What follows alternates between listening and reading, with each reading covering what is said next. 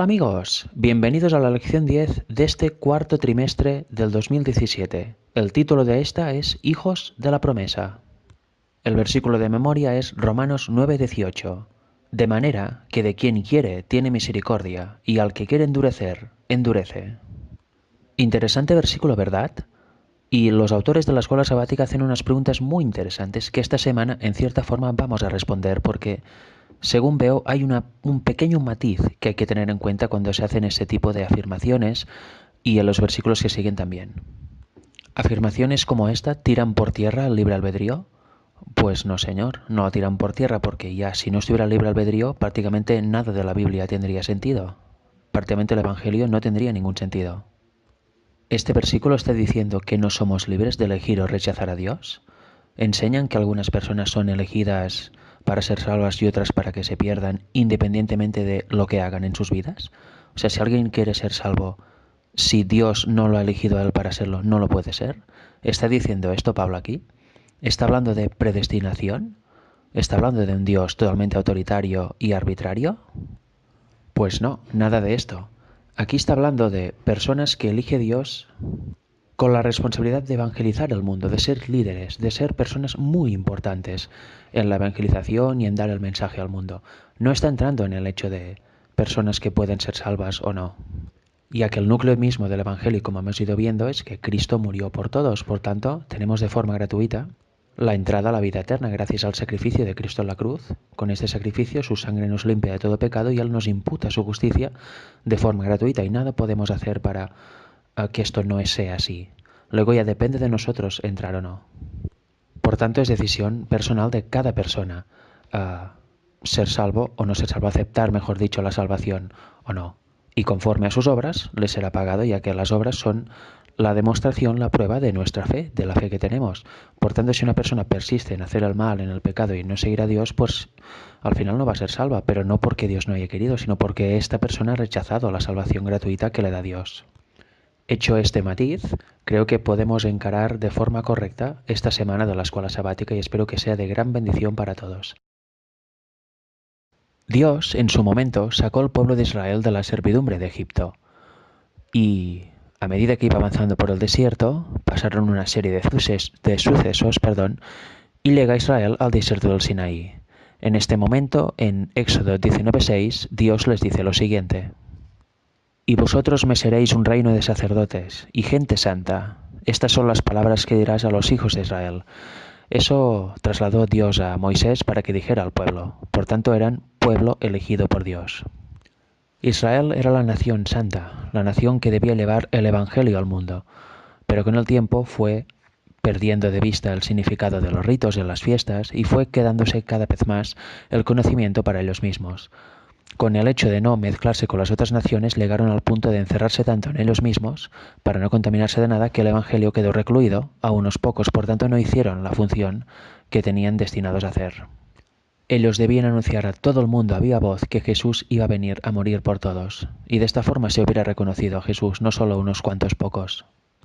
En este sentido, esta semana vamos a leer el capítulo 9 de Romanos, y hoy vamos a leer de los versículos 1 al 12, y a medida que avance la semana iremos viendo cómo Pablo va desgranando una serie de sucesos en el pasado y actuales en su momento para mostrar cómo Dios elige, pero también veremos en qué sentido elige, porque si se entiende mal podemos llegar a conclusiones erradas, como por ejemplo la predestinación y la exclusión de ciertas personas de la salvación cuando eso no es cierto.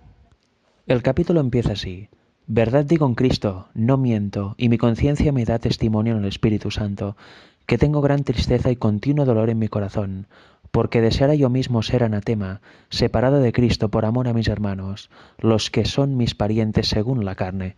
Por tanto, ¿quién?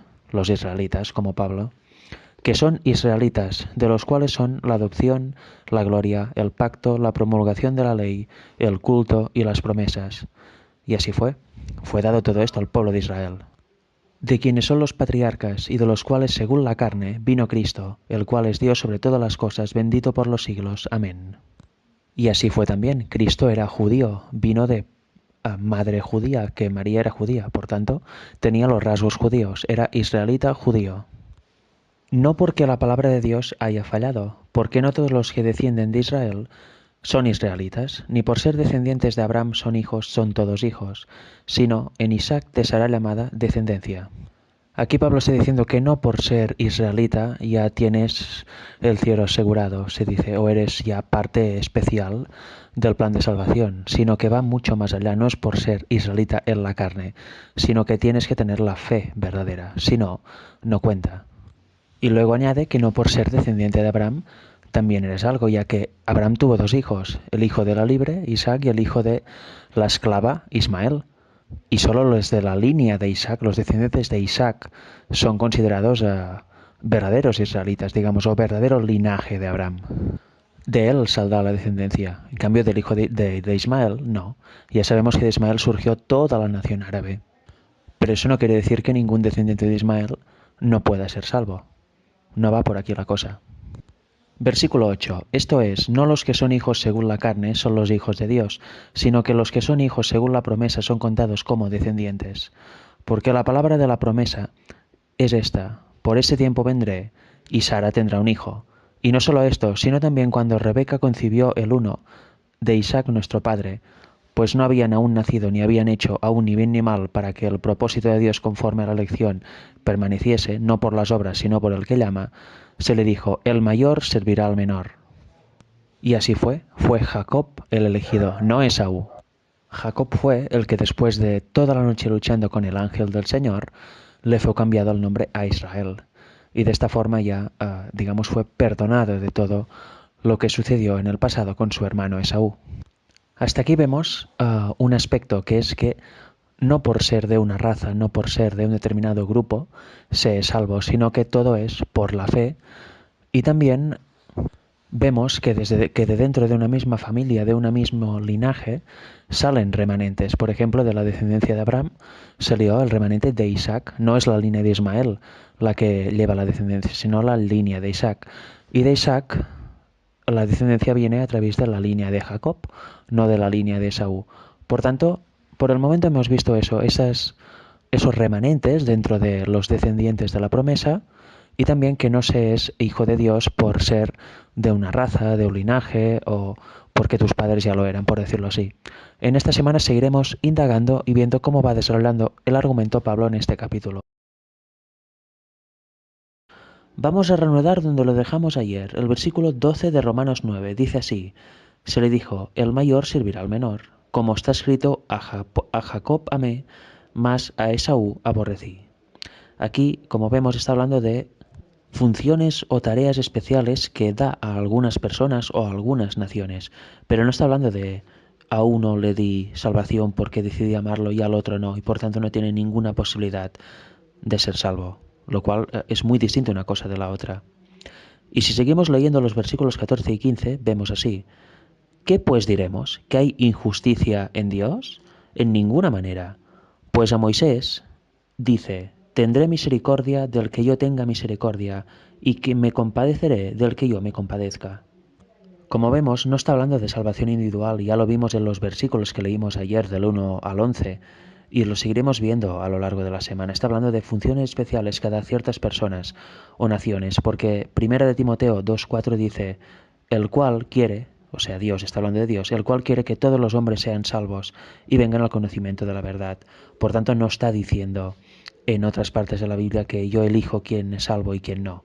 Al contrario, cada persona por sus actos demuestra si será salvo o no será salvo. Cada persona elige servir a Dios o a Satanás. Por tanto, si al final somos salvos es porque hemos elegido y por tanto nos hemos entregado a Dios y Él nos ha ayudado con su poder. Y si no somos salvos será porque hemos elegido a Satanás. Así de claro y así de frío. En este sentido, Tito 2:11 dice, la gracia de Dios se ha manifestado para salvación a todos los hombres. Por tanto, se ha manifestado para todos, no a unos elegidos desde antes y los otros, aunque quieran, no tienen posibilidad alguna. También Juan 3:16, todo aquel que en él cree, en Jesús, tendrá vida eterna. Por tanto, es la salvación para toda la humanidad.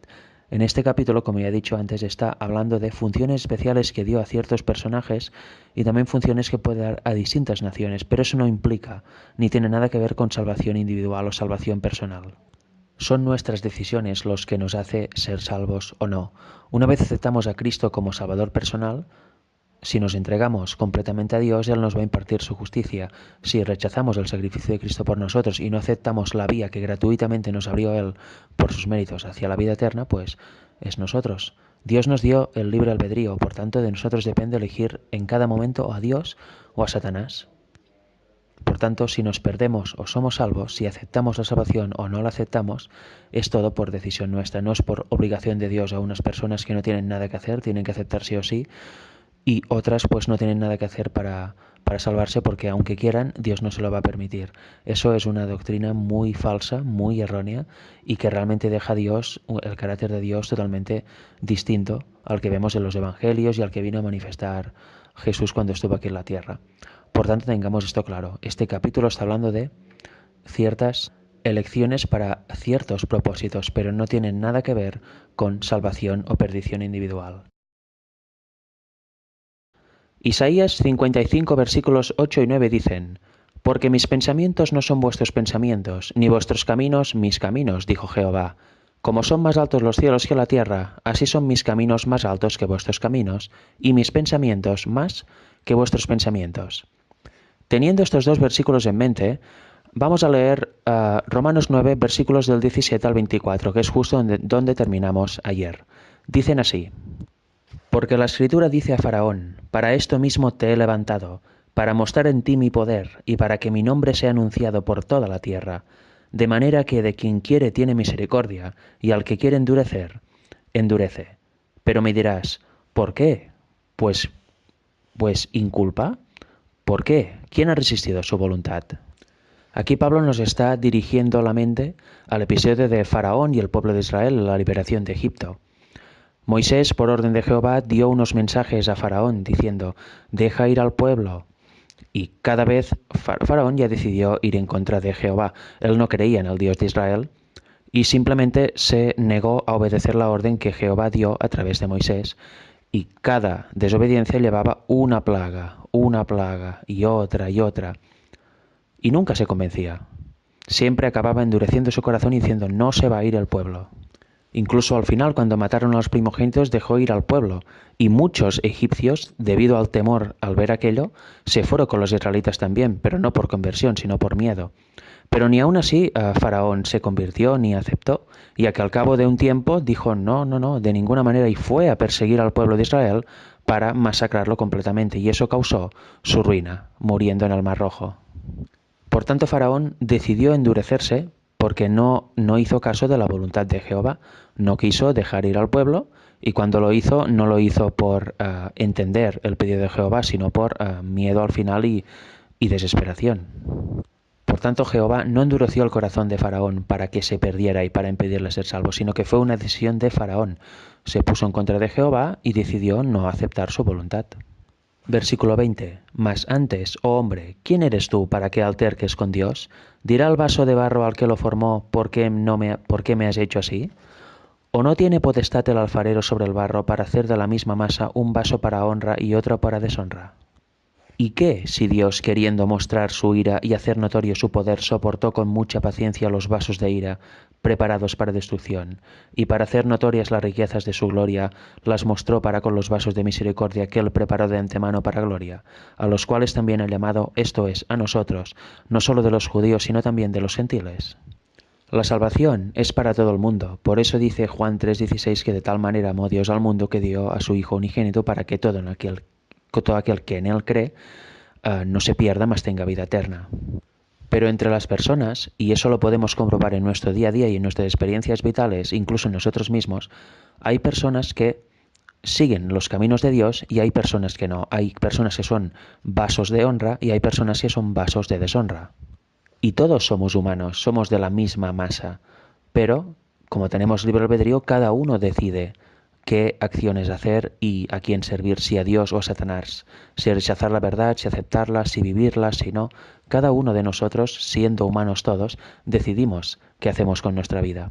Decidimos si aceptamos la salvación gratuita que nos da Dios y por tanto empezamos a vivir como Él quiere, o bien lo rechazamos y decidimos vivir a nuestra manera, en nuestras propias concupiscencias.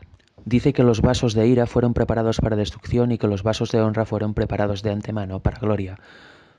Bien, por supuesto, la salvación es para todo el mundo, pero ya de antemano, en el plan de redención hay los que sigan los caminos de Dios, van a ser salvos, por tanto van a ser glorificados, van a ser vasos para honra, a eso estaban destinados desde el inicio, y los que deciden, pudiendo ser salvos también, deciden no seguir a Dios y seguir sus propios caminos, serán vasos de deshonra que seguirán pecando, pecando, pecando, yendo contra Dios, y al final su fin es la muerte eterna. Por tanto serán, y ya desde el inicio, las personas que deciden seguir este camino están destinados a la muerte eterna, a ser vasos de deshonra, vasos que no siguen los caminos de Dios. Esto Pablo lo explica en este sentido, no en el sentido de que Dios ya prepara de antemano sin que personas para perdición y personas para salvación, sin que éstas puedan hacer nada para cambiar su destino. Y aparte, para finalizar el versículo 24, aquí Pablo está diciendo también, y hay vasos de honra no solo en los judíos, sino también entre los gentiles, porque el Evangelio va a todo el mundo. Y aquí Pedro ya había tenido la visión de Hechos 10, por tanto Pablo también está introduciendo ese tema, que no solo los que van a ser salvos son judíos o de una determinada raza, sino que también hay pueblo en los gentiles. Lógicamente hay pueblo en todas las razas del mundo y en todo humano que existe en este mundo. Seguimos con la lectura del capítulo 9 de Romanos y empezaremos justo donde lo dejamos ayer, en el 25, pero también recordaremos el 24, a los cuales también ha llamado, esto es, a nosotros, no solo de los judíos, sino también a los gentiles. Por tanto, estamos recordando aquí que Pablo dice a sus compatriotas que no solo ha llamado judíos, sino también a los gentiles. El llamado del Evangelio es universal. Y dice el versículo 25, como también en Oseas dice, llamaré pueblo mío al que no era mi pueblo, y a la no amada, amada. Y en el lugar donde se les dijo, vosotros no sois pueblo mío, allí serán llamados hijos del Dios viviente. Aquí Pablo está haciendo referencia al libro de Oseas, el cual sus interlocutores conocían perfectamente bien, igual que él. Y ahí se ve que muestra una analogía a Oseas, Dios le muestra una analogía a Oseas sobre a Israel, que había fornicado, había adulterado, o sea, había ido tras dioses ajenos, por tanto había adulterado del Dios vivo. Y al tercer hijo que tuvo Oseas, lo llamó Lo-Ami, le dijo el Señor, que significa no mi pueblo, por tanto significa el rechazo de Dios a Israel. Pero más adelante, en Oseas 2, capítulo 2, versículos del 11 al 19 y hasta el 23, que es el último, pues se ve cómo Dios restaura a su pueblo.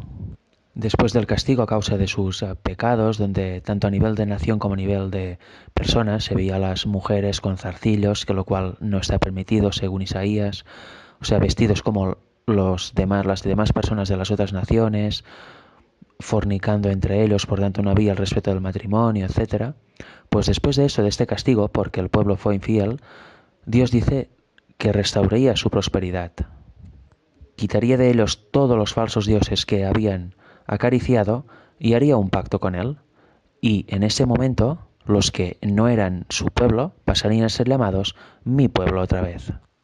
Por tanto, Pablo aquí está hablando de un remanente, y lo veremos más claro si seguimos leyendo de los versículos 27 al 29. También Isaías clama tocante a Israel, si fuera el número de los hijos de Israel como la arena del mar, tan solo el remanente será salvo. O sea, aunque fuera inmensísimo el número de personas del pueblo, solo un remanente sería salvo. Solo un remanente sería fiel en realidad.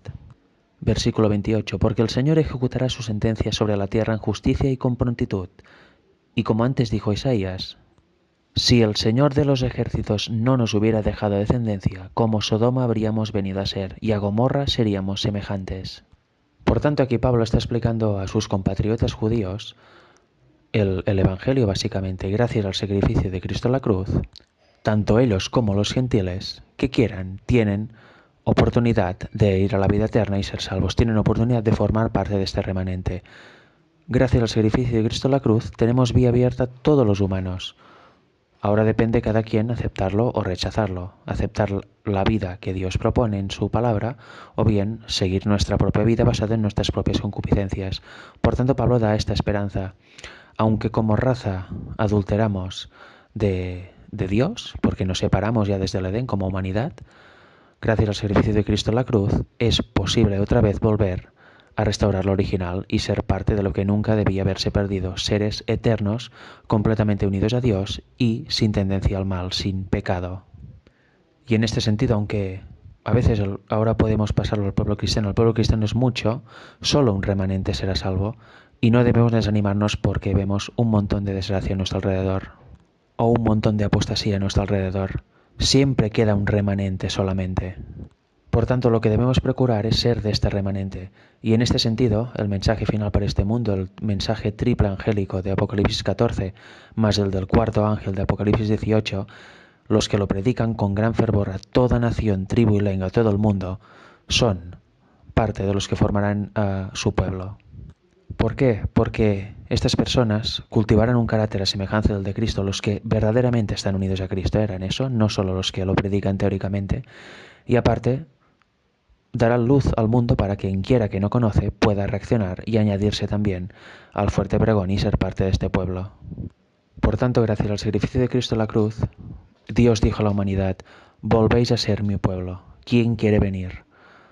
Debemos formar parte de este remanente para realmente llegar al fin de la carrera y tener la vida eterna, ser salvos al fin.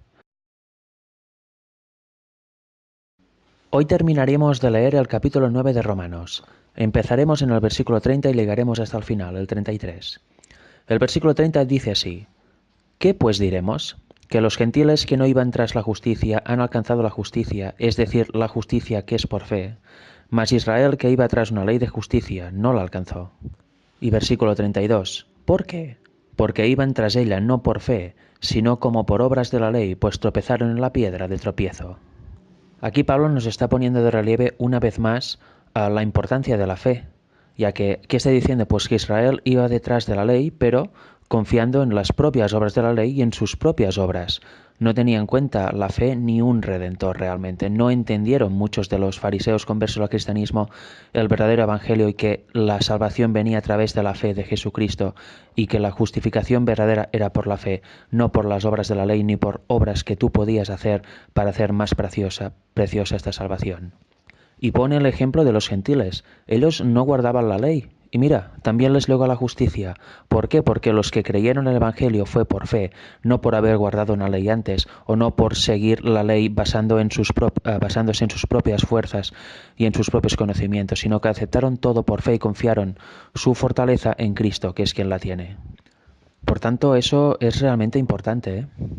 Ya que, como hemos visto en otras ocasiones, la verdadera fe, quien tiene la verdadera fe, pues ¿qué hará? Guardará la ley y se entregará a Dios, y Dios obrará en él su querer y su hacer. Pero los que se empeñan en guardar la ley sin la fe, basándose en sus propios méritos o haciendo sus propios planes, aunque sean planes de evangelización, planes muy cristianos de buenas obras, si se hacen por decisión propia, sin contar con la oración y sin pedir a Dios que guíe tus pasos, acaba siendo un proceso empresarial más. O sea, no hay diferencia, simplemente tú te haces tus propios planes, tus propios objetivos y vas a hacerlo. Y lo único que sale bien es todos los planes que son bajo la conducción divina, porque Él es quien da el poder y Él es a través de su Espíritu quien convierte a las personas cuando se predica el Evangelio. Por tanto, es muy importante esto, tener la fe verdadera, porque sin eso no hay salvación posible. Por muchas obras que uno haga, si no hay fe verdadera en Cristo, sucumbes.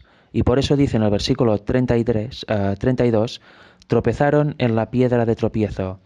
Y el versículo 33, como está escrito, he aquí pongo en Sión piedra de tropiezo y roca de caída, y el que creyere en él no será avergonzado. ¿Quién es esta piedra de tropiezo? ¿Quién es la piedra de tropiezo con la que chocaron muchos israelitas y por eso no alcanzaron la vida eterna, no alcanzaron a ver realmente el Evangelio, mejor dicho?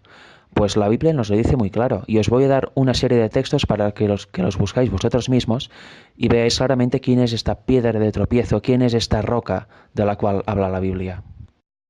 Podéis leer Deuteronomio 32, versículos 3 y 4 y 18.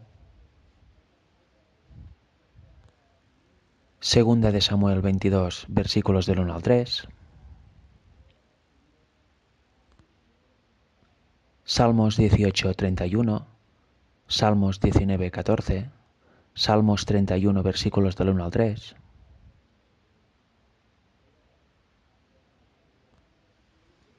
Habacuc 1, 12. Salmos 118, 22. Ya en el Nuevo Testamento, pues Primera de Corintios 10, 4.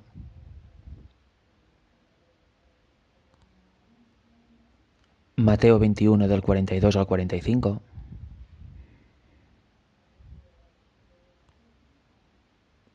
Hechos 4:11.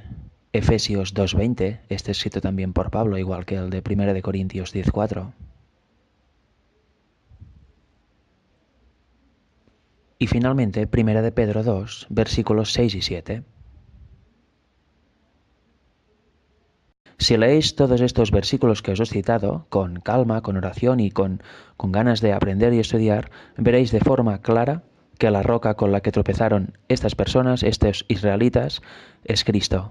Es el mismo Cristo. Si no aceptas el Evangelio de Cristo, si no aceptas la justificación por la fe, pues evidentemente tropiezas en esto y acabas en perdición, acabas pues totalmente perdido, ya que no aceptas la verdad, por tanto, tu sendero se llena de tinieblas. Y eso también va para nosotros, los humanos de nuestro tiempo, obviamente. ¿Cristo es piedra de tropiezo para nosotros? Analicemos nuestras creencias, nuestras vidas y comprobemos si esto es así. Si esto es así, pidamos en oración a Dios que nos ayude a cambiar y nos ayude a ponernos en el camino correcto y en la verdad correcta. En el último día de la semana vamos a hablar un poquito más sobre predestinación, ya que hay una fuerte controversia entre cristianos que creen que el libre albedrío es lo que hay y lo que dice la Biblia, y otros que creen que en realidad los humanos estamos predestinados. Por tanto, como estamos predestinados desde antes de nacer y desde antes de la fundación del mundo, ya no hay nada que hacer para una persona que no esté predestinada para vida eterna. Y en cambio, uno que esté predestinado para vida eterna, pues sí, no va a poder hacer nada para caerse de este estado. Y eso realmente es bastante grave. Es una teología que puede llevar a error a muchas personas. Y por esta razón vamos a leer unas citas de Elena White que se encuentran en el libro Testimonios para los Ministros. Las páginas son 453, párrafo 5, 454, párrafo 1, 454, párrafo 2 y 455, párrafo 1, bajo el subtítulo ¿Predestinados para qué? Vamos con ellas. Dicen así: hallamos una sola predestinación en la palabra de Dios, de individuos y de un pueblo, a saber, que el hombre está predestinado a ser salvo. Muchos han mirado hacia el final, pensando que estaban seguramente predestinados para gozar de la bienaventuranza celestial, pero esta no es la predestinación que revela la Biblia. El hombre está predestinado a ocuparse en su propia salvación con temor y temblor. Está predestinado a ponerse la armadura para pelear la buena batalla de la fe. Está predestinado a usar los medios que Dios ha puesto a su alcance a fin de combatir contra toda mala concupiscencia mientras Satanás está jugando el juego de la vida por su alma. Está predestinado a velar y orar para escudriñar las Escrituras, para evitar caer en la tentación. Está predestinado para tener fe constantemente. Está predestinado a ser obediente a toda palabra que sale de la boca de Dios, para que pueda ser no solo oidor, sino hacedor de la palabra. Esta es la predestinación bíblica.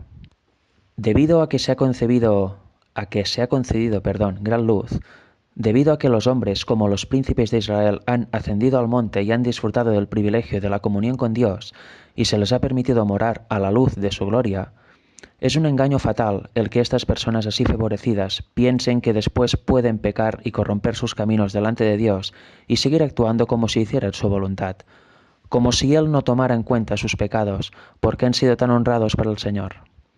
La gran luz y los privilegios concedidos exigen frutos de virtud y santidad correspondientes con la luz que les fue dada. Todo lo que sea menos que esto, Dios no lo aceptará. Pero estas grandes manifestaciones de Dios nunca debieran arrullar al hombre en una falsa seguridad e inducirlo al descuido. Nunca debieran abrir la puerta al sensualismo o inducir a que los que las hayan recibido a creer que Dios no será exigente con ellos, porque Él necesita de la habilidad y el conocimiento de ellos para realizar una parte en la gran obra. Todas estas ventajas son sus medios para inspirar ardor en el espíritu, fervor en el esfuerzo y exactitud en la realización de su santa voluntad. Por tanto, aquí que estamos viendo, evidentemente todo ser humano está predestinado a ser salvo, pero eso no sale gratis. Cada persona tiene que decidir si acepta a Dios o acepta a Satanás. Y para aceptar a Dios, pues es lo que hemos leído al principio, tiene que ocuparse de su salvación, orando, etc. No se trata de pensar, bueno, como toda la humanidad está predestinada a ser salva, pues ya está, vivo mi vida, ya Dios me perdonará todo. Y también luego hay otro error, que es pensar lo que he dicho al principio, que unos están predestinados para ser salvos y otros predestinados para no ser salvos. Claro, si lo planteas así, quién sabe quién va a ser salvo y quién no. ¿A qué lleva esta idea? Pues como nadie puede saber si será salvo o no, porque no conoce su futuro, ¿a qué lleva? Pues a relajarse y decir, bueno, como hay predestinados a ser salvos y nada pueden hacer para salirse de eso, y hay predestinados para no ser salvos y nada pueden hacer para salirse de eso, pues que implica también la relajación. Lo mismo que estas personas se está comentando aquí Elena White. Todo implica relajación. En cambio, la verdadera predestinación bíblica implica ocuparse de tu propia salvación como nada más en el mundo, ya que de esto depende de tus decisiones y de tu entrega a Dios, depende de si serás salvo o no, porque tus obras demuestran tu fe. Por tanto, si tienes la verdadera fe, tus obras serán en consonancia con esta fe y por tanto heredarás la vida eterna, si no, no. Y para finalizar la última parte de la cita. Vosotros, hermanos míos, os cruzáis de brazos y os dejáis arrastrar hacia el mal proceder, y todavía esperáis que Dios obre un milagro para cambiar vuestros caracteres y obligaros a ser puros y santos. Os expondréis anhelosamente a la tentación esperando que Dios fuerce vuestra mente y vuestras inclinaciones para que no os corrompáis. Levaréis la víbora a vuestro seno, esperando que Dios la hechice de manera que no os envenena con su mordedura mortífera. ¿Beberéis veneno esperando que Dios proporcione un antídoto? ¿Os dais cuenta, amigos, de lo que está pasando aquí? Es todo relajación, o en este caso también, como ya he conocido la verdad y estoy trabajando para ello, pues ya no tengo que ocuparme más de mi salvación. Ya la he conocido, por tanto, ya seré salvo. Ya no importa si peco, no importa qué estilo de vida llevo, porque mientras predique y diga que esté entregada a Dios, ya está. Pues no, para nada. Hay que ocuparse siempre, cada día, de tu salvación, porque lo bueno que hiciste ayer ya no te vale hoy si haces lo malo. Hay que ser constante y correr esta carrera día a día hasta que muramos o hasta que venga Cristo, si somos de los que no verán muerte en su segunda venida, que estaremos vivos hasta su segunda venida. Por tanto, nada de relajación y nada de pensar que ya está todo hecho o por otra parte que nada puede hacer, porque precisamente de nosotros depende aceptar a Dios o no. Nosotros tenemos que hacer nuestra parte y Dios hará la suya. Pero cuidado, ya que cuando hayamos hecho lo único que depende de nosotros, que es elegir a Dios o elegir a Satanás, si elegimos a Dios debemos recordar que todo lo que hagamos, todo lo que hacemos, debemos hacerlo en Cristo y por medio de Cristo, teniendo claro que de nosotros mismos no sale nada bueno y que de nosotros mismos no sale ninguna fuerza que dé vitalidad, al mensaje. Eso es muy importante para no caer en orgullos o en demasiado egoísmo por nuestra parte. Que Dios os bendiga a todos.